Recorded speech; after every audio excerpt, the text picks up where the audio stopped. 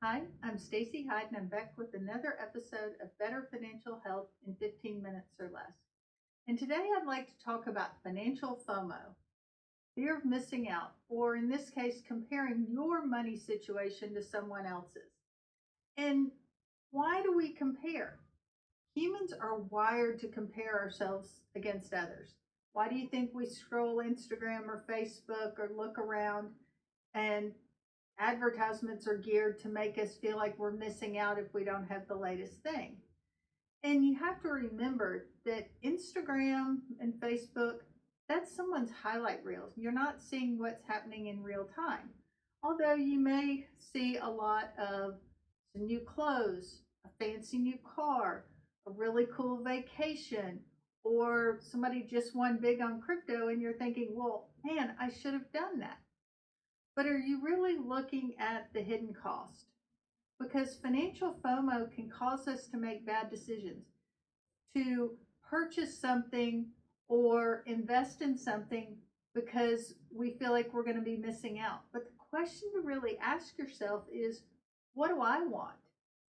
I see people with new cars, but really at the end of the day, I'm not a car person. I just want a reliable car that's going to get me from point A to point B and hold all my junk.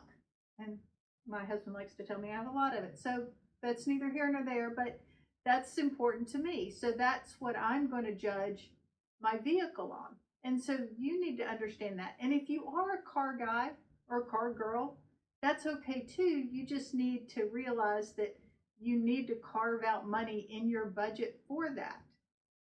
And what's crazy is there have been studies that show that somebody would rather make $70,000 when their friends make 60 than to make 100 when their friends make 120. Basically, we just want to make more than everybody else. It's not really about us. But what I'm going to tell you to do is look to you. What is important to you? And so, what you've got to do, if you're going to have a financial win, are you moving toward what you want? Are you moving towards getting closer to the point where you become work optional, or when you can take that vacation, or you have the money set aside for your kids' college, or you have the money for the down payment on the house? What is your financial goal? So, and that's what's so important because you want to anchor back to that. I'll tell you a case of a time where I didn't anchor back to mine and I gave in to peer pressure. My kids were in late elementary school and I knew we needed a minivan. I just did. But I couldn't. And so we put a deposit on one. And then somebody made fun of me and I backed out of it. The Honda minivan was so popular at the time I was able to get my money back. And I bought another vehicle. It was awful. It did not accomplish what we needed. It was hard to get in and out of. Nobody liked it. But I had to live with it because I couldn't get rid of it for at least 3 years because it just didn't make any sense. And then I went and got the van that I should have gotten in the first place and loved it. Yes, it was a minivan. This is my PSA. If you've got little kids, a minivan's great because you're not going to have to worry about them opening the door into the car you're parked next to when the spots in the parking lot are too small to begin with. But that's just my PSA. It also gets better gas mileage and is cheaper to insure. So you have to understand, does it meet your needs? And so and everybody's needs are different and everybody's goals are different, and that's okay. So how can we prevent this financial FOMO? Limit your scrolling. Just another reason that being on our phones is something we should do less of. And celebrate your milestones. If you had set a goal to pay off your credit card and you got it paid off, that's something to celebrate. The other thing is automating your saving and investing so you don't have to think about it every week. Just make it automatic because our brains can only make so many decisions at a time before they just get tired. And so if you just automate it, you don't have to think about it again.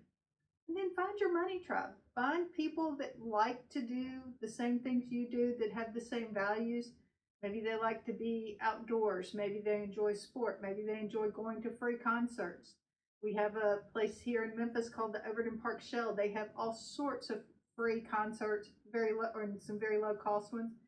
And that's a way that you can get out, enjoy music, hang with your friends, and also have a fun entertainment on a weeknight or a weekend.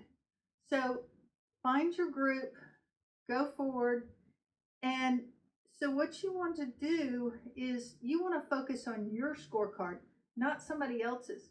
Because when you look at that fancy thing they're posting, you only see the tip of the iceberg.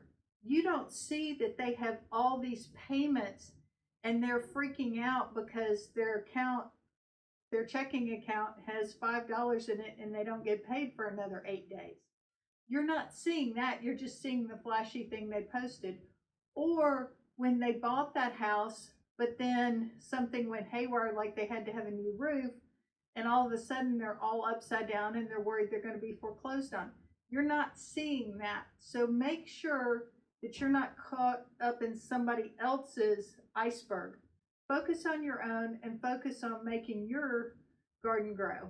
So thanks so much for tuning in. This has been another episode of Better Financial Health in 15 Minutes or Less.